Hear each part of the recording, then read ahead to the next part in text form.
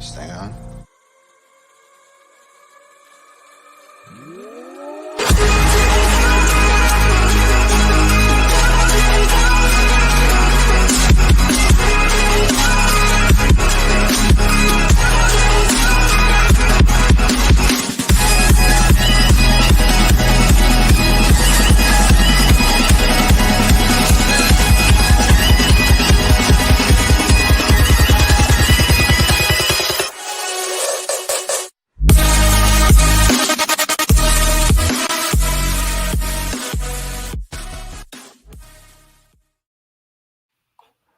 What is up, everybody? To quote my hero, Michael Jordan, we're back. We took a little week off. Jared, how are you doing, my man? Man, I'm better now. How about you? Dude, I'm good to be back, man. Like, the 1 week we had to skip, was probably the most exciting week of games. But, that whole, having a job thing, the adult world's coming into, is starting to affect this whole podcasting thing a little bit. But yeah, we need to talk to the producers, man. See if we can get a wage increase or something here. I need to quit my full-time job. Yeah, I'd love to just do one podcast a week and live off that. Yeah, I'm sure he's watching. So Christian Williams, if you're watching now, I need my salary tripled. But, yeah. Let's pump that up. Yeah, I realized something. I forgot our new rule. Yeah, you're not wearing blue, man. On this show, we do one thing. On Thursdays, we wear blue. I got my Olympic gear on today since I work in the Olympic committee. But I'll give you a little buy on this week because it's a new thing. But remember, on Thursdays at the College Football Cut, we have to wear blue. Thanks to my boy Chip Keggy on that one. Wear blue. All right, next time. Yeah, to be fair, right before this, I was wearing my Marshall sweatshirt. I said, "Oh, nope, wrong thing. I got to throw my blue on." But yeah, it's been a couple weeks. But man, what are your thoughts on what the hell is, before we get to the big thing, the playoff? We'll get to that in a little bit. But what are your thoughts on just what the hell has happened in the last few weeks? Boy, so because I look back to see what all we missed since our last show. I know it's been a while. Yeah, and I took some quick notes. I mean, there's mostly some notable matchups, I guess, or outcomes in games. We kind of saw Cincinnati at a weak point. They had that tight one with Navy when they probably shouldn't have, 27-20. That was 2 weeks ago. Pitt over Clemson. I don't know when the last time that happened. Oklahoma State got their first loss back in week 8. They lost to Iowa State. Oregon barely beat Chip Kelly and UCLA, so that was a good one for the Ducks still, though. And then last week we had the big matchup in the Big Ten, Michigan State beating Michigan, and that kind of really set the stage for the outcome of the college playoff rankings that we'll look at here soon. Virginia, BYU combined for a total of 115 points. That one was pretty wild. I was really excited that Virginia was playing an opponent out west here because, being a dad, I got to stay up late to catch those games. So I mostly get Pac-12 and Mountain West games. So I was really excited to watch that one. And then Fresno State gave San Diego State their first loss of the year last week. So. Yeah, it was a crazy few weeks. I think the big game that we never had an opportunity to talk about, and I wrote this game off, but man, that was it 9 overtimes between Penn State and Illinois. 9. Oh, that's right. 9 overtimes. Like, it's just obviously Penn State should have destroyed Illinois. And it shows you how bad of a quarterback Sean Clifford is. And yeah, I think I was talking to Christian about this, but Penn State would be, I think, a top team in the country if they had a good quarterback. They are such a good balanced team. Their defense, I think, is incredible. They have great playmakers, but Sean Clifford is a bum. I know when I said all season long that Spencer Rattler was a bum, but, Sean Clifford is making Spencer Rattler look like the Heisman Trophy quarterback we thought he was going to be. So, yeah, that game was, phenomenal. Then obviously you get into the other games. I think, like I said, once we started to get into the heart of the Big Ten schedule, we were going to see who the pretenders and the contenders of the Big Ten. So yeah, it's come out. A team that we weren't talking about 4 weeks ago, Michigan State, is that top team right now for them. They have the big win against Michigan. Jim Harbaugh. I think I have it down here and below in the thing, but Jim Harbaugh continues to struggle against good football teams. but no, Mel Tucker, that he won the state championship game this year. You said what? Mel Tucker, the Michigan State, they won the state championship, the Michigan State championship game this year. The state championship game, yeah. That was an exciting game. That was a lot of fun, and a good showcase for Kenneth Walker. Michigan had a lot of big plays too. 5 touchdowns. Yeah, phenomenal. Like that. Yeah, really good back and forth. That's the thing we're not talking about right there. 5 touchdowns is absolutely insane. Mm-hmm. I think he that helped his Heisman case a lot. But I still think right now, if he had games like that consistently, I'm not saying 5 touchdowns every game, but every game putting up at least 2, with 150 yards, it'd be his award to lose. But man, that throws a wrench in the whole Heisman thing right there for me. Yeah, I looked into that too. I hopped on Vegas Insider just to see, and I don't know where he was the week before, but Kenneth Walker's, as far as odds go, he's number 4 right now to win the Heisman. Definitely the top running back. So easily he's climbing the ranks there. Yeah, I think the Heisman voting was just kind of it's still, I think no one really knows who's going to win the award. I still don't think Matt Corral or Bryce Young have it locked up. CJ Stroud, which I saw a report today that I think he tore, I forget which muscle. I'm not a doctor at the moment, but he tore some muscle in his body during the Minnesota game week 1, and he took him a few weeks to recover. So makes sense for some struggles that he had earlier in the season. Absolutely. And part of me was like, he's struggling, new quarterback. Then he's taken off, and I think right now turned into the best quarterback in the country. I think this would have been his. I think he would have been like a long, a unanimous decision, had he not get hurt. Sure. Just imagine what the year could be like. Ohio State could easily be undefeated. They would have knocked off, or a healthy CJ Stroud could have knocked off Oregon. That throws a huge wrench in the whole playoff system right now. But it's exciting. But I think he still has more to come. This is a transition year for a lot of players. Bryce Young's going to be back next year. CJ Stroud's going to be back next year.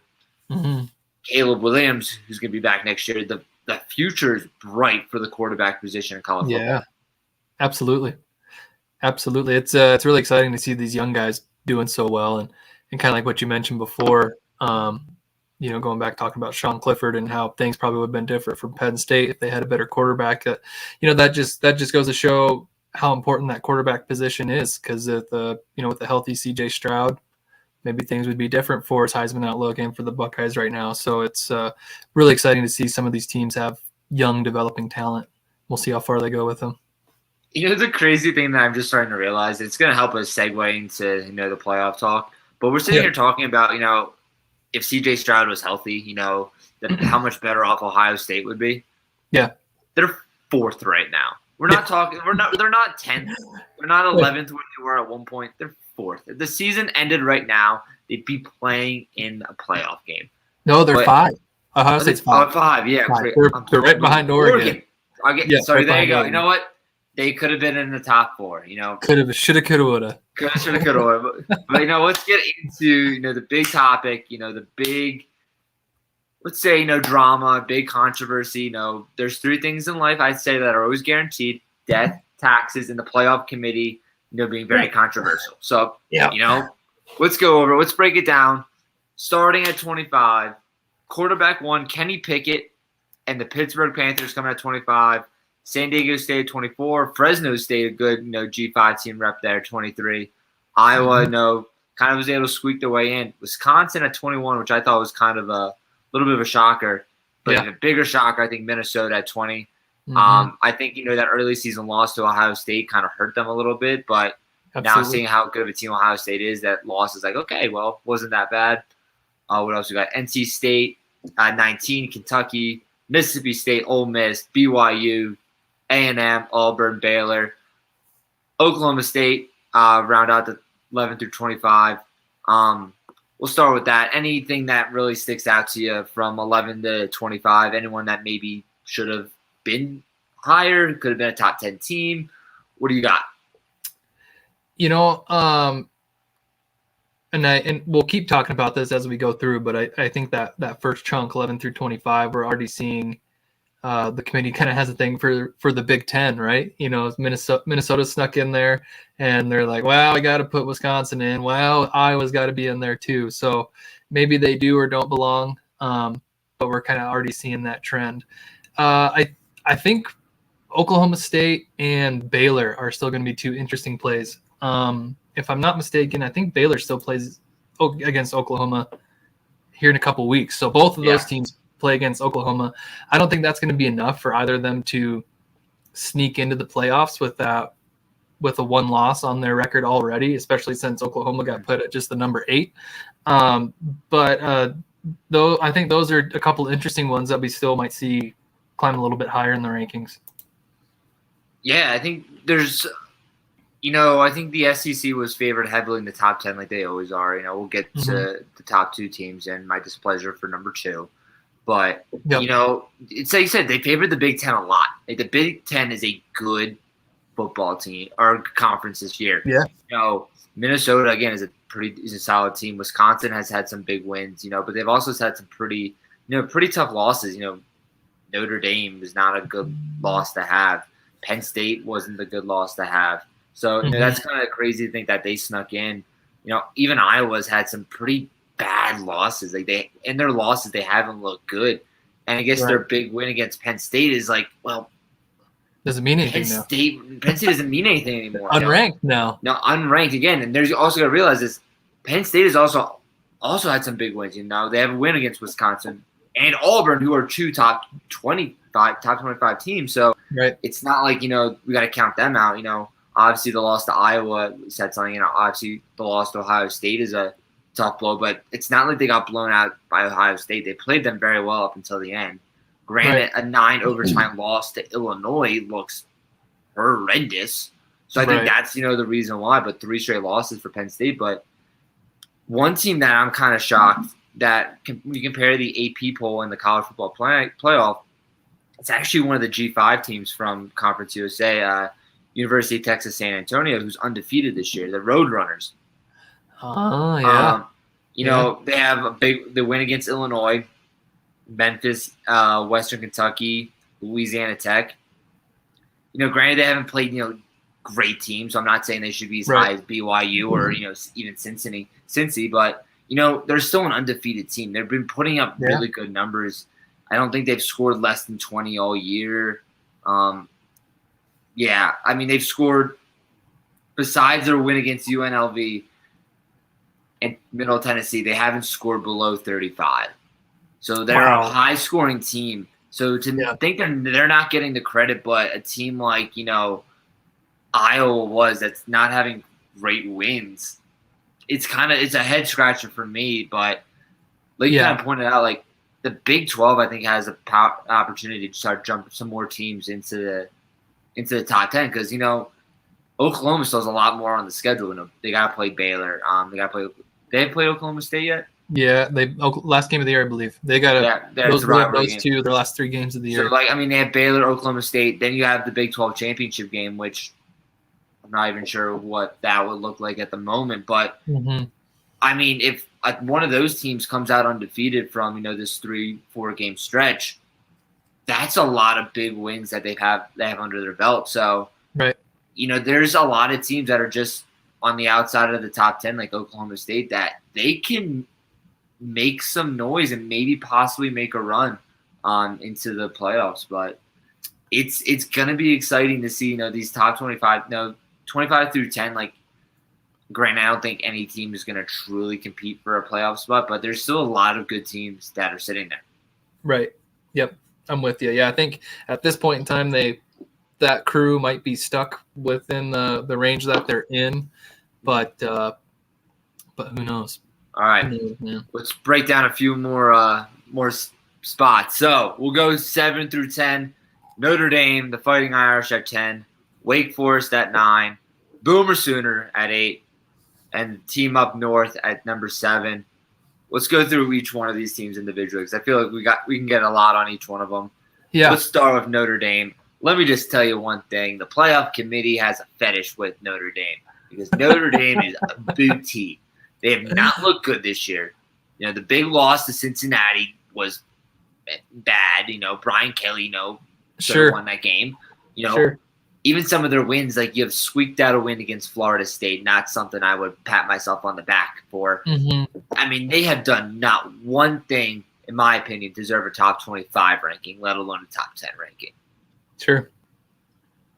They're, since that loss at Cincinnati, I think they're a whole different animal. They came back, they had a tight game with Virginia Tech, which Virginia Tech's been kind of hit or miss this year. But since then, they scored over 30 points in every game. And one nice part about their offense is their run game has really been unlocked. Kyron Williams has been putting together some pretty good games, which has kind of opened things up a little bit more for Jack Cohn.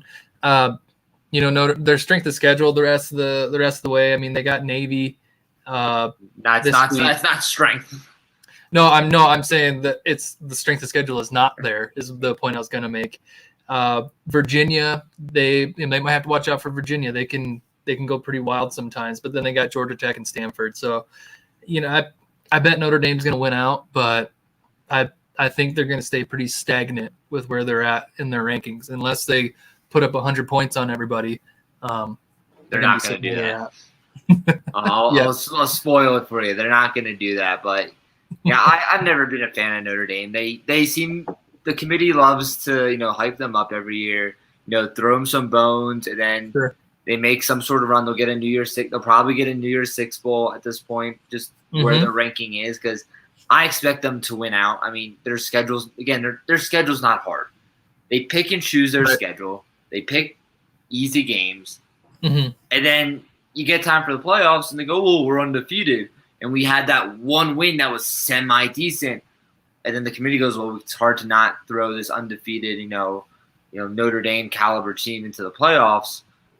But then they get to the playoffs, or they get to whatever bowl game they're going to get to, and they get demolished because they're not a good team. Like, Jack Cohn's a good quarterback. He's not a great quarterback. And again, Notre Dame, I don't think they deserve this 10 ranking. I think I'd rather put Penn State at 10 right now, honestly, over Notre Dame, just because Notre Dame's not good. Like, the caliber of what Notre Dame, the expectations are of a program, they should have destroyed Cincinnati. They should have destroyed Wisconsin. They should have destroyed Florida State. But instead, they lost to Cincy. They barely beat Florida State. It wasn't a pretty win against Wisconsin. It's the new year, same shit. We're overhyping a decent football team. That's all they are. They're a decent football team. And if Brian Kelly's listening, which I'm sure he's not, his seat's probably getting too hot at Notre Dame, because I still think he's my dark horse to get fired in a couple months. Man. He doesn't have a good team. I think they're great. I think they deserve where they're at. Our opinions always differ. Well, they're gonna. Wisconsin, it wasn't pretty, but it was still a 41-13 win. And like I said before, since the loss to Cincinnati, things have really changed for Notre Dame. They're a completely different animal now. Even with that being said, I think they're still adequately ranked. I don't think they should be making a run at the playoffs. I think they're pretty good where they're at.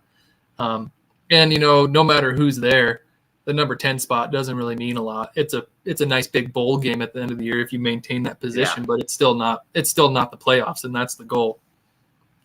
Absolutely. Again, Notre Dame's one of those teams that it's playoffs. That's what they're playing for. It's playoffs or bust. And unfortunately, they're not at the playoffs. They're not going to get there. So exactly. Bust of a year again. So we'll agree on that much at least.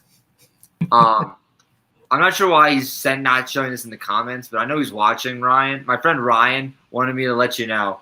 I don't know who the other guy is, but I like him a lot. So my friend Ryan, GA, the basketball team at Marshall, he likes you. So he doesn't like me because I always would screw him over in intramural games. So, but we'll move on to the next team. One team that this was not a team I thought we would ever be speaking about the way we're about to. Wake Forest at number 9, undefeated, highest ACC team. If you would have told me at the beginning of the year, I had a gun to my head, you need to tell me who the top team in the ACC was, You have 3 guesses. I still don't think I would have guessed Wake Forest, but I got to tell you that I've been looking at their schedule, and this is the amount of points they put up in every game. 42, 41, 35, 37, 37, 40, bye week, 70, 45. That's insane. That is one. Wild. Sam Hartman is putting up numbers out in Wake Forest, and it's phenomenal. I mean, they're a phenomenal team. Again, I think the one thing that's going to hurt them is the fact that they weren't such a big name team at the beginning of the year. That they're now just people are starting to realize, like, oh wow, like Wake Forest is actually a good team. Their offense is high flying and putting up great numbers. Yeah. But even though they're not great teams anymore, but I think a win against North Carolina, the win against NC State, which is a top 25 team, a win at Clemson, and then they end the year at Boston College. If they can win out, I don't see a reason why they shouldn't be part of like the legitimate, like serious conversation for a playoff spot. Yeah, that's exactly what I was thinking, because the way their future is potentially shaping is kind of like what we were seeing for Cincinnati, where Cincinnati had that one big game against Notre Dame. The rest of their schedule wasn't that tough, but we saw SMU at the end of the season. Like, okay, one more ranked opponent. That'll be their last push. They'll get in. And, I mean, NC State is their third to last game, but that's still a ranked opponent that's going to help them tremendously. And even though Clemson isn't ranked and they haven't been good this year, that's still going to be a win against Clemson. And then they'll finish it off with their last conference win against Boston College at the end of the year. And who knows, man, that might be enough. If they maintain the undefeated season, the ACC is used to being represented in the playoffs. Maybe it works out. I'm excited to see, for sure. Yeah, they're one of the dark horse teams. They really are. Just they're going under the radar a little bit, but the numbers are there. They're putting up crazy numbers. Again, there's a couple games they didn't look their defense didn't necessarily look pretty. Like, I wasn't fond of their defense. Army or Illinois, but they really have that mentality of, well, if I can put up 85 points a game, it doesn't matter what my opponent is, because no one else would be able to put up 85 in a 60-minute game. So I love Wake Forest right now. I absolutely love them, and I'm really, really rooting for them. Yeah, they got quite the tandem there at running back too. I think they have 3 guys that have an average of 4.5 yards or better. That's pretty impressive. They don't necessarily have one guy that's doing all the work, but they got a trio there that's got to be pretty nice to have. That way you always get a fresh back in the game. Yeah, I'm excited to see them finish off. I'm really rooting for them.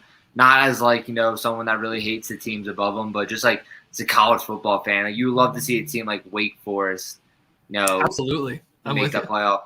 We'll move on to the next team, number 8, a team that I think kind of got a little bit screwed in my sense, but Oklahoma coming in at number 8. What are your first thoughts on Boomer Sooner?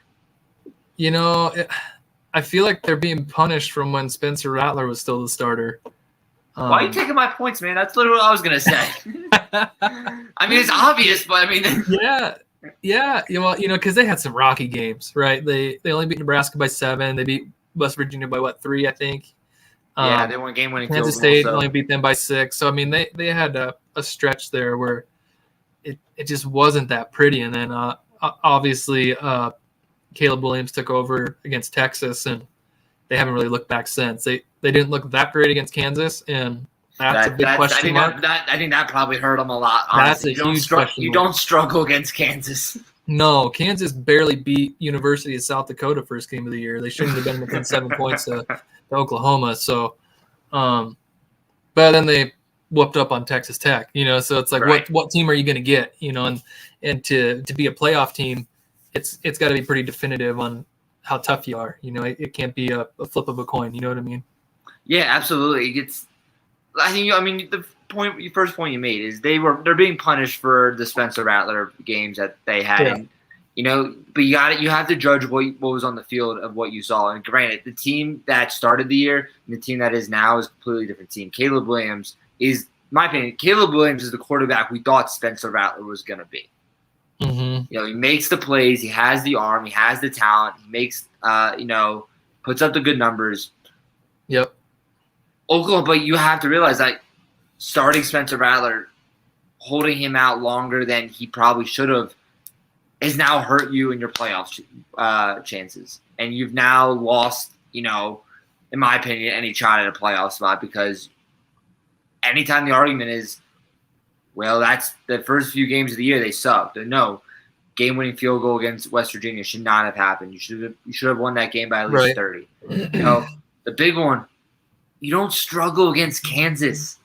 Right. I'm sorry. Kansas is not a good football team. They have never been a good football team. It says something about the team when they beat an FCS school and fans rush the field after the first win in feels like a decade. Yeah. You don't struggle against Kansas. You don't struggle against these mediocre teams in your conference. Mm-hmm. It's not Oklahoma football, but if this is any part of the future of what Caleb Williams and Oklahoma is, they're going to be back. Don't worry. They're not going to be rebuilding next year. Yeah. They'll be reloading. So absolutely. The team we get to see now, like granted, I don't think they're going to be competing for a playoff spot this year or a national championship. But right now, this is an exciting team for the future. And I'm excited to see where Lincoln Riley, knock on wood that he stays, what he's going to do with the program. Yep. Absolutely. And, especially with such a young quarterback sitting there right now, I mean, there's studs in high school that are watching this going down right now. And they're like, okay, I got to go play with Caleb Williams. I'm expecting they're going to have some really good recruiting classes. I mean, I know they already do, but maybe even better, improve on that. And absolutely. 3 years from now, they could be lights out. Absolutely. I think it's an exciting team, exciting future for Oklahoma. I had a lot of hopes this was going to be the team that Lincoln Riley took to a national championship, but I think obviously he still has a few more years to go, but I think he has the quarterback. I do really think he has the quarterback that can finally take him there. So no disrespect to Baker or Kyler, or Jalen, but Caleb Williams, he's the real deal. And he's a name we'll be talking about for a long, long time. So I'm excited to see where he does. We'll move on to the next team. Number 7, the school up north, Mr. Khakis and Jim Harbaugh himself. I personally think after their embarrassing loss to Michigan State that they're very overrated right now, or highly. That loss, that looks bad. The fact that they're going to put this again, granted they had a lot of good, decent wins at the beginning of the year, but they look terrible against good competition. So to say that they're 7th team in the country, and they say they're better than Oklahoma and Wake Forest right now. Right. I mean, that's just disrespectful to Oklahoma and Wake Forest. I think so too. I think their ranking might be a little inflated right now. I keep looking at like Oklahoma, Michigan's schedules, and the both teams that just barely beat Nebraska. So I'm wondering how good Nebraska actually is. But they barely beat Nebraska. They had a good win against Northwestern. Pretty tight against Rutgers, and then before that, it wasn't really very many tough opponents. We thought that win against Washington, second week of the year, was huge, but turns out the Huskies aren't really as tough as we expected them to be this year. And then they go around and just have a 4-point loss to Michigan State. So it's, are they actually that tough, or maybe the whole Big Ten's overrated at this point if that's the case? But I don't think it is. I mean, they still have some big games on the schedule that I think is going to show, really the fraudulent, how much of a fraud Michigan is. They still have to play, Penn State, which, even though Penn State's not the team they were in the beginning of the year, it's still going to be a tough game for them to play. Then they obviously have the big one. They still have to play Ohio State. Yep. Jim Harbaugh is still yet to win this game. So, I think I'm not sure what needs to happen. I think if Michigan State wins out, they'll be in the Big Ten championship. But I don't see a reason why, Michigan's going to – I don't see a way Michigan plays in this game.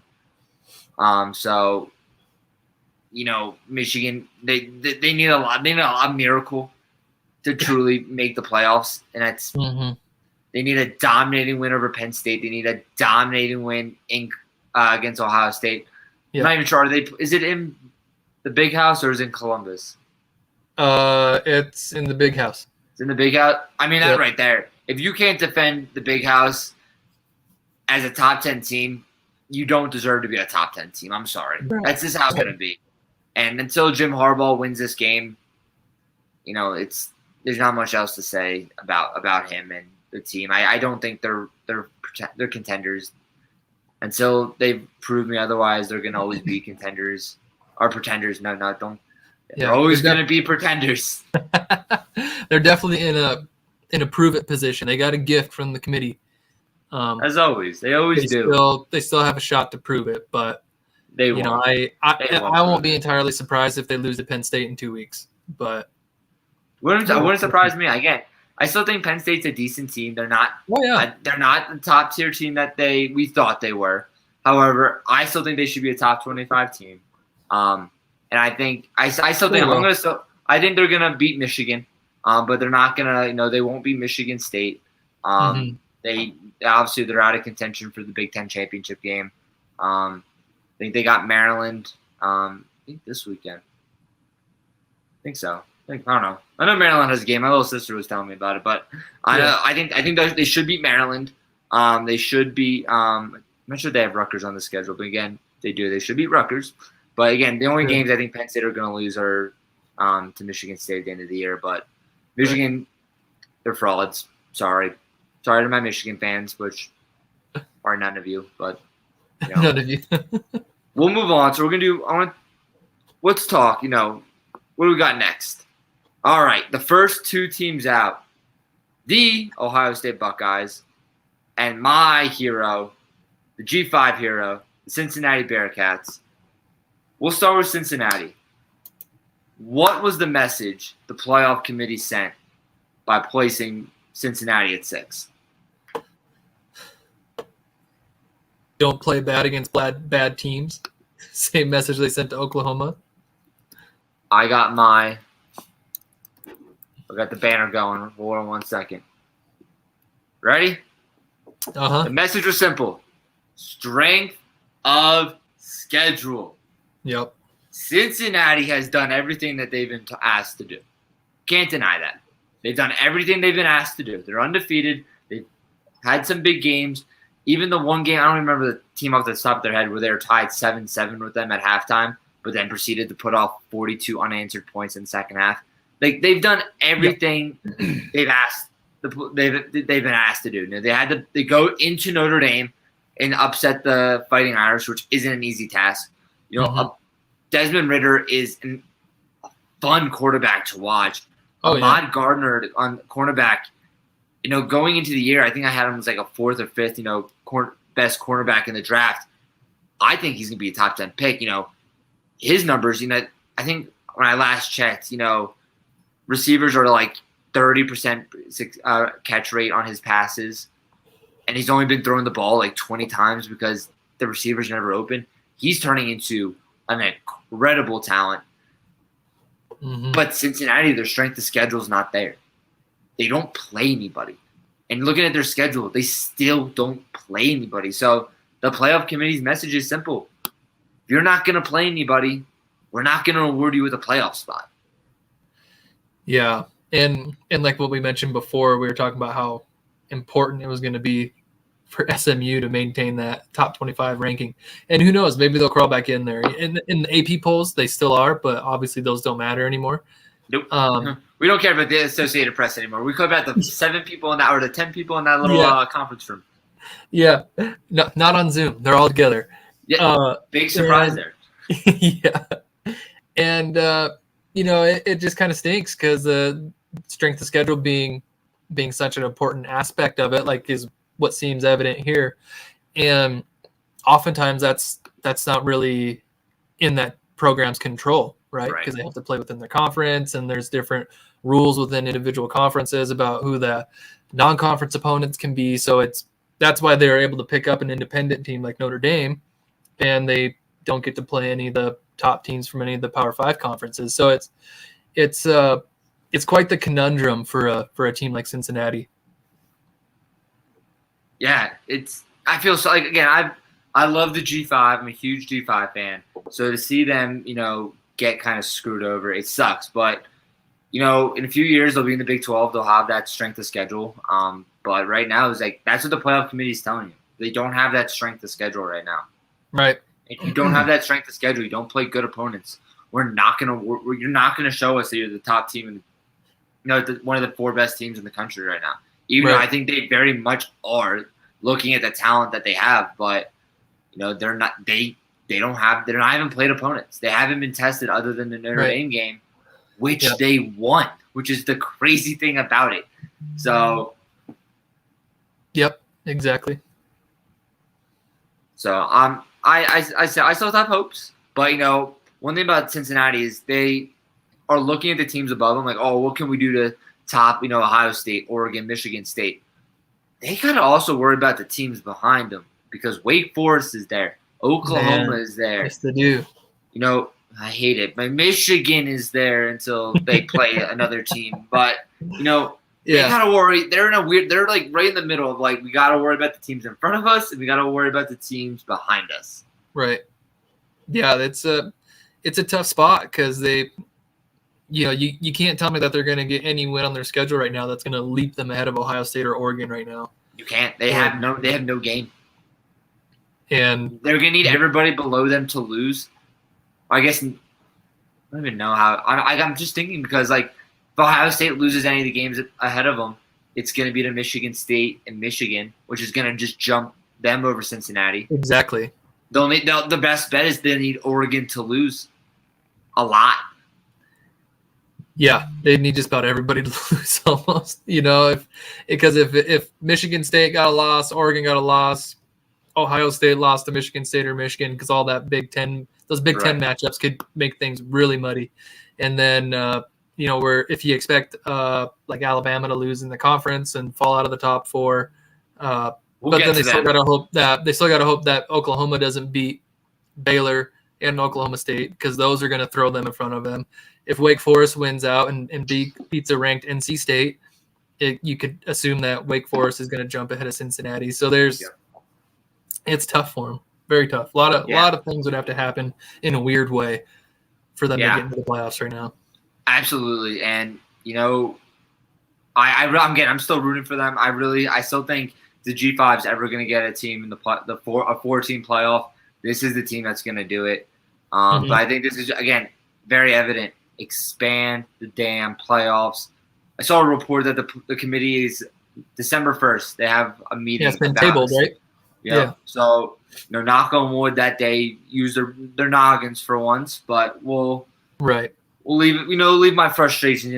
I can get probably through a whole show, but just my frustrations with no G5 love. But we'll move on. Number 5, the first team out, the Buckeyes of Ohio State. Honestly, I think of all the ones we've really dove deep into, I think this is the one that I'm like, I kind of agree with it. Yeah, I think it's appropriate because obviously they have that one loss to Oregon, and then Oregon's one spot ahead of them. Right. And that was another point that when they released the rankings yesterday, when they were talking on ESPN, one thing that they noticed was kind of trending is whether they admit it or not, or if this was just kind of something like a coincidence. It seems like head-to-head matchups really seem to matter. And I don't mean to backtrack here, but for example, Wisconsin at 21, Iowa at 22. Wisconsin has the head-to-head matchup. And then you have, I believe it was Auburn over Mississippi State. Auburn's at 13, and then Mississippi State's at 17. And then you also have Mississippi State over Kentucky. Mississippi State 17, Kentucky's 18. And then the one that's most notable, of course. Why is Alabama 2? And where's A&M? You see, and that's interesting, right? That's interesting. But again, all of these teams that have the head-to-head, they also have the same record, right? But Alabama obviously only has the one loss where A&M has 2. And then the most notable one, Oregon at 4, Yeah. Ohio State at 5. So whether that's just a coincidence or not, I don't know, but that did just so happen to be a trend. Yeah, I think it would be like as much controversy as possible if they had both the same record. And, granted, Ohio State's loss was to Oregon. Oregon had the embarrassing loss to Stanford, but Stanford's always that weird team. I think it just would have looked so much worse if Ohio State was like they were flip-flopped, even though I think by the end of it, they're going to be flip-flopped. Because Ohio State, I think, is going to win out. I think they'll beat Michigan. I mean, I'll reword that. They're going to beat Michigan. Do they have Michigan State this year still? Yep. Yeah. I mean, I think that's going to be a good game. So we'll get into that matchup a little bit later, possibilities. Yeah. But then they have the Big Ten championship game, which will be Wisconsin or Iowa. I'm not sure how that's going to play out. But, I mean, again, I think that's going to be a win for them. Yep. It's going to come down to if they beat Michigan State. If they lose to Michigan State, I don't see a 2-loss Ohio State team making the playoffs. But, what you said earlier, C.J. Stroud got hurt week 1. Mm-hmm. He's the best quarterback in the country as of right now. And I think if he would have been playing the way he's been playing all year, he would have been the Heisman Trophy winner, without question. We're not like the situation where we're like, he could win it, he could not win it. Like, we're not sure right now. But, Ohio State, I think maybe could have bumped up if they had a true dominating win over Penn State. But, they survived. Granted, it's still a big win, rivalry game. But I really like the 5 spot for them right now. But I'm willing to say right now, Ohio State will be in the playoffs this year. Yeah, I mean, it undoubtedly, if they win out, undoubtedly they will be, especially because their two big games are against number 3 and number 7 right now. So that if you win games like that within the last 3-4 games of your season, you got to be one of the top 4 teams in the country. You have to be, and I wouldn't even be surprised if they fell into the number 2 spot with wins like that. No. I don't know if it'll be enough, but I wouldn't be surprised. I think if I'm gonna say 5 weeks ago, I'm like, off year for Ohio State, they're not making the playoffs this year, yada yada yada, because they're struggling. Now you know the full story that C.J. Stroud wasn't healthy, and he's the centerpiece of that offense. Trayvon Henderson, I think, is a sleeper running back. People are sleeping on him. He's like, I saw a stat that 95% of his runs have been gone for positive yards. Even though, granted, he's not even going to be first team All Big Ten because Kenneth Walker is, in front of him. But that's kind of the good thing for him is he's under the radar. Trayvon Henderson and Bijan Robinson from Texas. He's a little bit under the radar, so he's having a sneaky good year for Ohio State. But we mentioned with Oklahoma how young Oklahoma is, and it's like in a few years Oklahoma is going to be a very good team. Ohio State's also a very young team. C.J. Stroud's only, I think, a sophomore. Trayvon Henderson still has a couple more years left. Obviously, they're going to lose Chris Olave to the draft this year, but it's like Ohio State. They don't rebuild; they reload. They have. You might recognize the guy's name, Marvin Harrison Jr. He's decent. His dad taught him something, one or two things. So they have a lot of young guys who aren't. I think I'm probably redshirting or just not getting playing time right now, but they're a good team still, and it's this is a confidence booster for Ohio State, and I'm willing to say it. I say within the next 4 years, Ohio State wins a national championship. I'm just going to say it. I hate to say it, but I'm going to say it. I'm with you. Them and Oklahoma, the way things are looking for them right now, if this year isn't the year, it's within a few years for each of those programs. Absolutely. All right, let's get into the teams that actually matter, the teams that actually will play for a playoff spot, according to the committee. Let's break it down. Let's do it real quick. So if the season ended right now, we would have Georgia versus Oregon and Alabama versus Michigan State. Yep. Right now, let's go through those two games. Georgia versus Oregon. I'm willing to put money on who you're going to say wins this game. But is this game close? Or does Georgia just absolutely roll on top of them? In a game like this, I wouldn't be surprised if there was still a 10 to 14 point spread. That's generous. Yeah. And I wouldn't be surprised if Georgia wins by more than 2 scores. I really wouldn't be. That's still generous. I was going for 3. And honestly, I don't think it would be that high scoring of a game between these two. But yeah, Georgia by maybe a couple scores. Yeah, I mean, we'll talk a little bit about Georgia. We'll talk about Georgia now. I mean, honestly, like Georgia, I think has the best college defense of all time. We're not watching a college defense. We're watching an NFL defense. Right. They are, again, 5 points a game they're averaging right now. It's phenomenal. And this team kind of reminds me of the LSU team where like they just had big game after big game on their schedule. And it's like, oh, this is gonna be the game that kind of like tests them. They'll win, but they'll barely get by. And it's like, okay, well, you dominated Florida by 30 points. Okay, you're actually a really good team. And it's game after game after game. And looking at their schedule, obviously they had the Big Ten championship, or not Big Ten, SEC championship game, which ultimately is going to probably be against Alabama.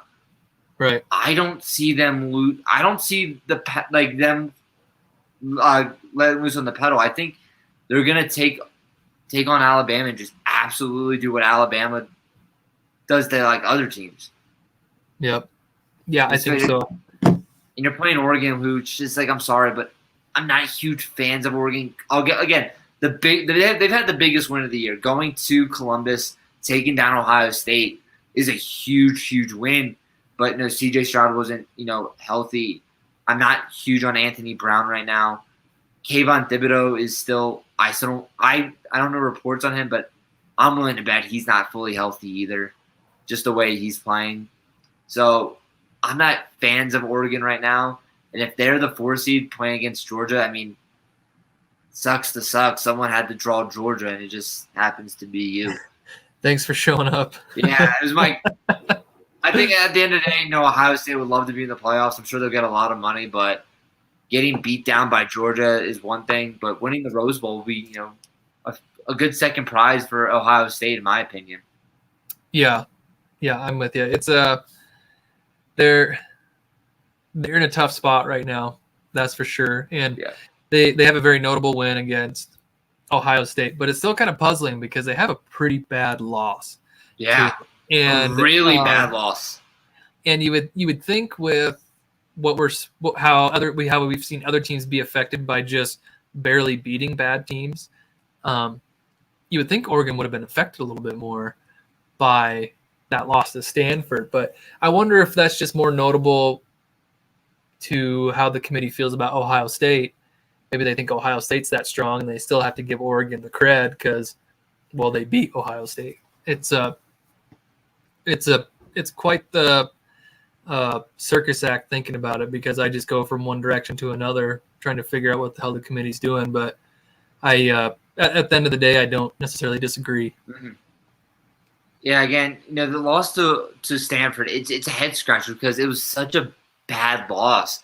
So I'm curious to what their argument is. Do they value the win against Ohio State that much more? Because in all honesty, yes, it was a good win against Ohio State, but now seeing that Ohio State wasn't at full strength and simply Stanford's not a good team.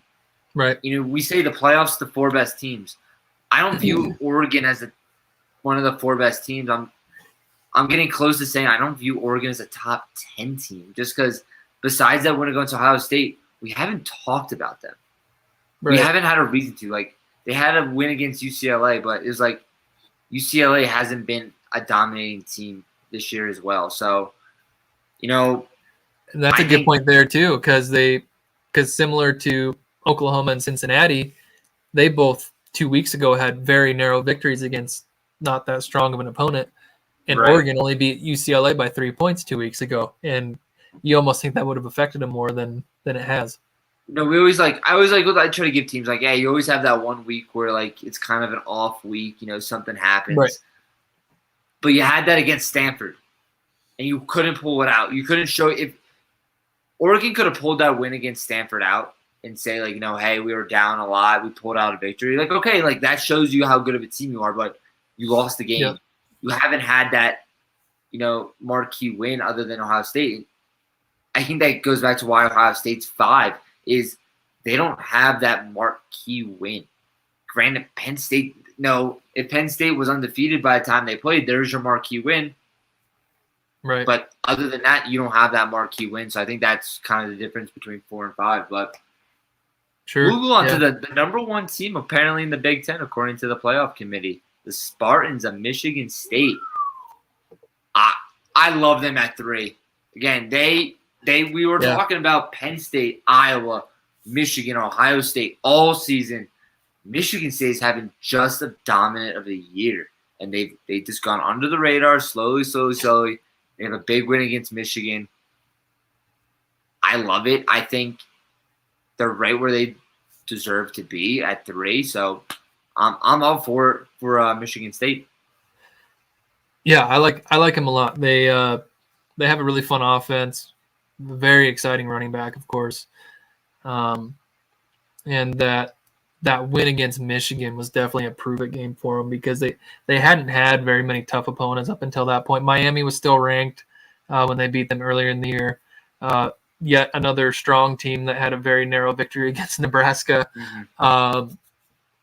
And then Western Kentucky, Rutgers, Indiana, and then the big one against Michigan that obviously is carrying a lot of weight for them right now, as they were 8 in the AP polls the week before, and now they're number 3 in the playoff rankings. And and I'm with you. I think that's a really good spot for them. I think they're really well ranked for what they've shown so far. So hypothetically, Michigan State, Ohio State, they're playing in a few weeks. Michigan State wins, obviously. If they win, they get a big game on their resume. They bump up. They'll probably stay there, maybe even jump to number 2. Ohio State, they drop. They're done for the year. Let's say hypothetically, Ohio State wins tight game. Mm-hmm. Can you make the argument to drop Michigan State from the playoffs? Because I think that's the scenario you have right there for 2 Big Ten teams in the playoffs. If it happens, I feel like that would be the way it would happen. Otherwise,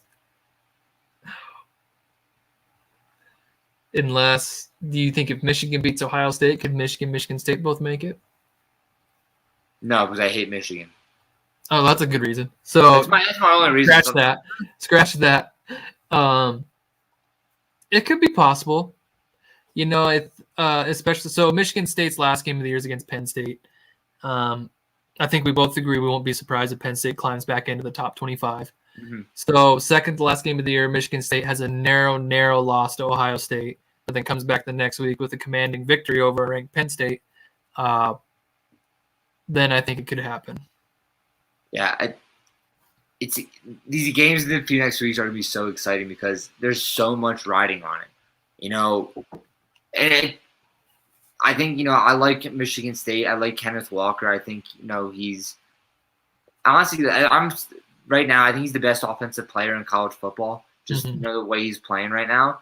Yeah. And, if he stays healthy and keeps playing the way he is, I don't see a reason why Michigan State won't win out until the playoffs.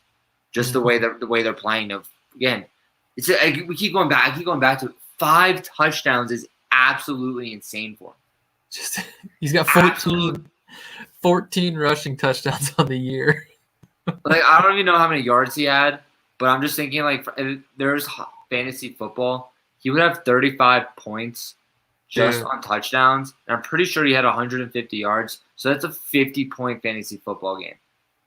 That's insanity right there. Remarkable. So, I love Michigan State. I love Mel Tucker. I think if he stays, he's putting together a great team, in East Lansing. But let's get into, I think, the controversy of the playoffs. Alabama. We got to put Alabama in there. Well, My thoughts. God, I just hate Alabama. I don't want to talk about them. I'm done talking about them. I'm glad Clemson sucks this year, so we don't need to talk about them anymore. But My God, I can't stand Alabama. They have one loss. Okay, Yeah. Grant, all right, there's a few other teams that have one losses that are highly ranked. Yeah. But to tell me a one loss to an unranked Texas A&M team that they are better than right now, Michigan State, I don't see it. Even Ohio State right now, their one loss was to Oregon, who's number 4. I don't think Oregon's better than Alabama. Right. But to put Alabama at number 2, I think is just straight disrespectful to Michigan State, Ohio State, Oklahoma, honestly, Cincy. I'll even throw Wake Forest in there. It's just pure disrespect. But I'm sure Nick Saban, I put Nick Saban out. Oh, no, Nick Saban. Yeah. Yeah, it's tough. Because I look at, for example, where Oklahoma got ranked, and I almost kind of feel like they put Oklahoma where they think they're going to end up at the end of the year, right? So let's just suppose they lose to Baylor or Oklahoma State, but then win out the rest of the season. Sure, number 8 team in the country with one loss. And I almost kind of feel the same way with Wake Forest. Maybe Michigan, they'll probably fall off a little bit. Cincinnati's probably going to stay where they're at. But a few of these teams, I feel like they rank them where they think they're going to end the year. Alabama isn't going to finish at number 2. No. Right? So, I mean, they still got to play Georgia.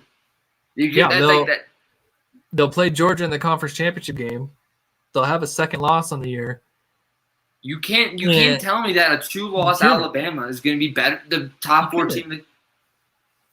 Like, if Alabama was undefeated right now, I'd say yes, number 2. If their one loss was to Georgia, I'm like, yes, put them in the playoffs. They deserve it. But they have a terrible loss to unranked Texas A&M, which that doesn't say you're a top 4 team. It doesn't say you're a top 2 team. So to say they're the number 2 right now is just pure disrespect. It just shows you the committee goes, we have to include Alabama. We have to make sure Alabama's included. Like, even though a few years ago when they didn't make the playoffs, it's because I only think it's because they had 2 losses on their schedule. I still think if they only had 1 loss, they would have found a way to throw them in there. Mm-hmm.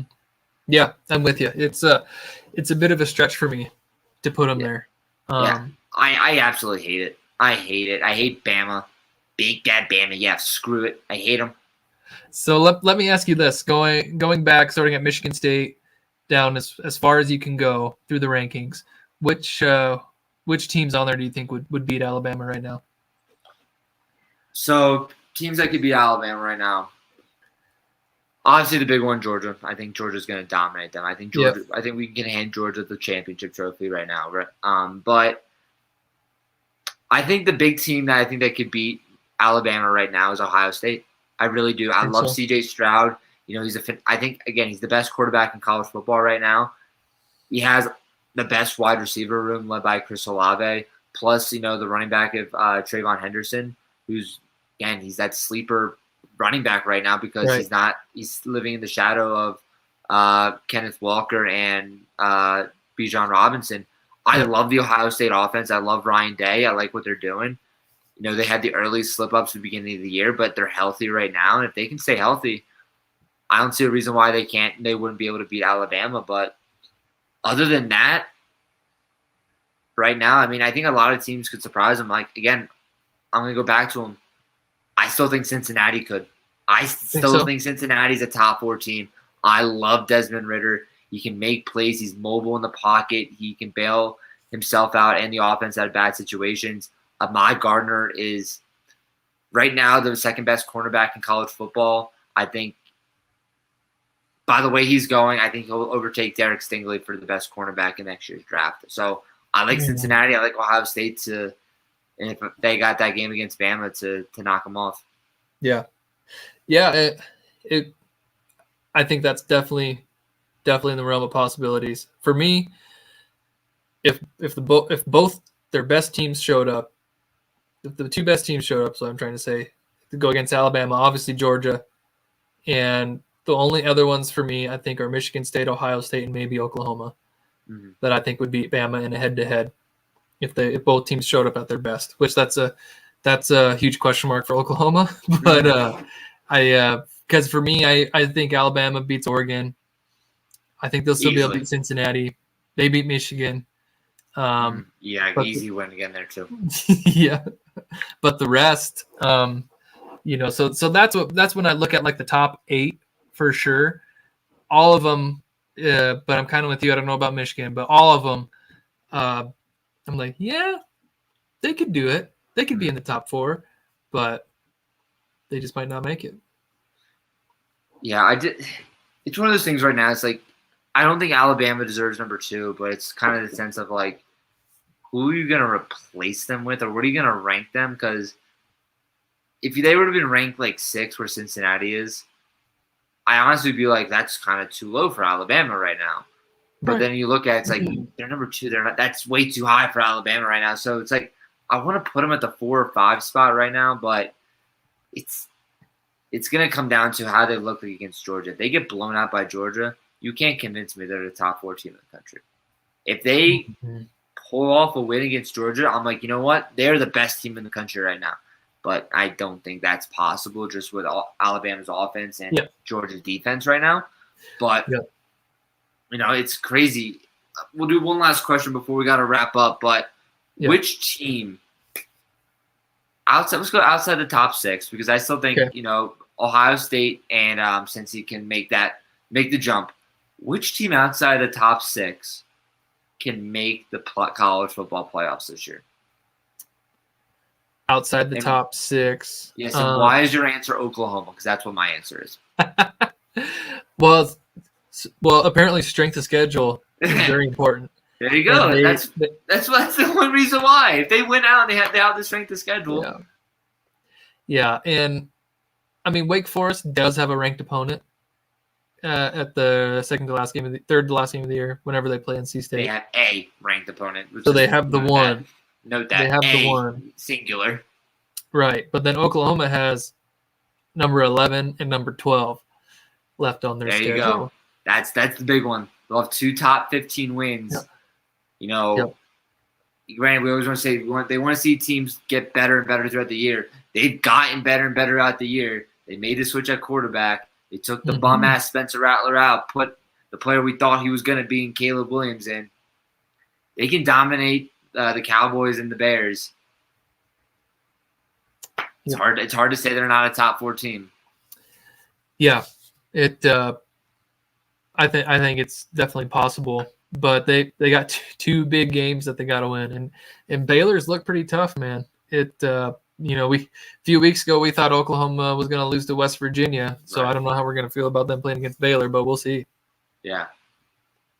No, actually, I do have one more thing. We're going to move away from the playoffs real quick. Some other big news I want to mention, and this hurts to say, but TCU fired head coach Gary Patterson after 22 years at the school, 20 years as the head coach. Greatest coach I think in school history. Took them from FCS team to G5 or Power 5 conference and a powerhouse in the Power 5 conference. It's obviously a tough loss. I think Gary Patterson, even though he's old, I think he'll get another job. I think but right now, what are your thoughts on just that news and someone that might replace him? Well, first of all, that's pretty incredible. He hung around the same program for so long. You don't see that very often. So 20 years is remarkable. As far as a replacement, I mean the best candidate, Clay Helton, already got a job, right? Best candidate, that's a little bit of a stretch, my man. No. So I mean, do you think Coach O stays in the SEC, or is somebody gonna move up from G5? I don't know. Like, it's not a big enough job where I think you're gonna want to get one of these G5 coaches is gonna want to take, because a few names in the G5, Luke Fickell, Jamie Chadwell from Coastal Carolina. Yeah. I think, in all honesty, I think Luke Fickell, I think he's making a case for that USC job a little bit more. But I think Jamie Chadwell, I like him for that LSU job. So I think TCU is going to go a different route. I think they're going to go coordinator from a major school. A few names that I don't think we're talking about. Brent Pry from Penn State, the defensive coordinator, I think is going to get a job this offseason. And I think it's a good job for him. He's at TCU, a rebuilding team. So I like Brent Pry maybe from Penn State is an option. You obviously have the other big name guys, Bill O'Brien from not Penn State, was Bill O'Brien, Alabama. There's a lot of different other options. You could even go a different route. Someone that's, was at a school briefly, like, Gus Malzahn, who's at UCF. You can, take him out from there. So there's a lot of options, but I think if I'm betting, they're going to go an assistant coach from a Power 5 school. That'll be good. Who's going to take over the Akron job? Tom Orth got fired too. Coach O going to zip on up there and coach the Zips? Oh yeah, we have Coach O. I forgot about him. He's an option too. I think the Akron job is definitely they're gonna go for a position coach. They're not even gonna get a coordinator. They'll get a position coach from somewhere. Some young guy that has been waiting to get his opportunity. Just go in the Alabama pipeline, and you'll find a coach that will work there. Right. But there's options for Akron. Again, they can also go the fired coach route. They could go after the Texas Tech coach. I can't blanking on his name. There's a guy that will be able to recruit. What about Washington State? Coach from Washington State, what's his name? He didn't get a job yet, did he? He's not getting a job anytime soon. Not even in Akron? I mean, again, he might. It depends on what the vaccine requirements are there in the state of Ohio. But, again, they've got to forget about that job. So there's a lot of big jobs, and I think a lot of great candidates this year for the jobs. And the thing is, we're also not at the end of the year.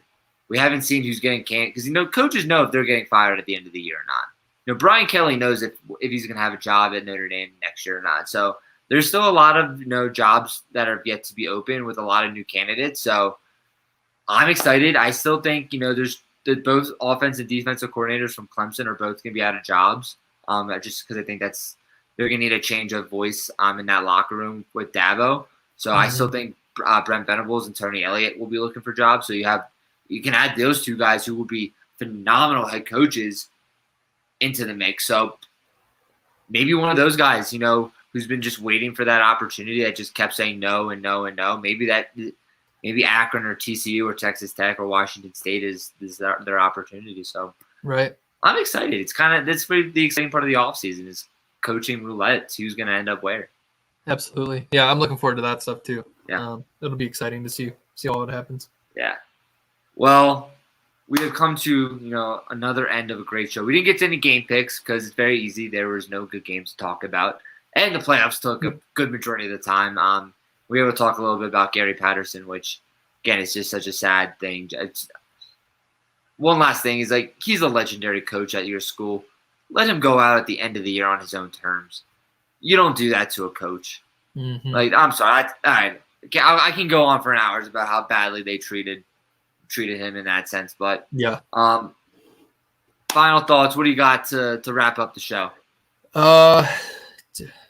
Good stuff. College playoff rankings are out now, so keep a close eye on that. Keep a close eye on the Big Ten in the upcoming weeks. That's going to shake up a lot of things for sure, and especially with the top dogs in the Big 12. But otherwise, this week there's not any incredibly exciting matchups. There's only one game this week that has two ranked opponents playing, so that's both SEC teams. So flip a coin, see who wins. Yeah. And but yeah, we'll be back next week. Absolutely. My final thoughts. I gotta throw my herd in that Marshall Thundering herd. First of all, our new MVP, the squirrel that ran onto the field last week, he's gonna get the Heisman votes this year. But Marshall announced they're moving to the Sun Belt, which is an exciting thing. They're now in a division with App State, Coastal Carolina, and James Madison, which is just phenomenal. Conference USA is no longer going to be a thing. Western Kentucky, the last good team standing in that conference, announced they're moving to the MAC. So with all the teams that decided to move to American, plus Marshall and Western Kentucky leaving, there goes Conference USA. They reached out to Jacksonville State as a possible replacement, but that's kind of pathetic if you ask me. But it goes back. Oklahoma and Texas leaving the Big 12 has completely shaked up college football. Absolutely. It's absolutely crazy. But as always, Jared, this was another amazing, fun episode. We will be back next week. We're not skipping any more weeks, knock on wood, but we'll be back. Make sure you tune into all the other shows here at the Cut Podcast Network. You have DFS Dive tomorrow night with those guys. Christian and Randy have their regular show on Monday, I think, one of the two. On Wednesday, we got the Coach Approach with Coach Bruce and Brett. And shout out to Coach Bruce because today I've been sipping on my bourbon just to be like him. So, shout out to those guys. But make sure you tune into all the episodes here at the Cut. And obviously, for all your college football news, make sure you tune in to the College Football Cut here at the Cut FFB. Make sure you follow us on Twitter and any other social media platforms that you guys are on. But for another great episode, Jared, it's been an honor as always. I will see you guys all next week. See ya.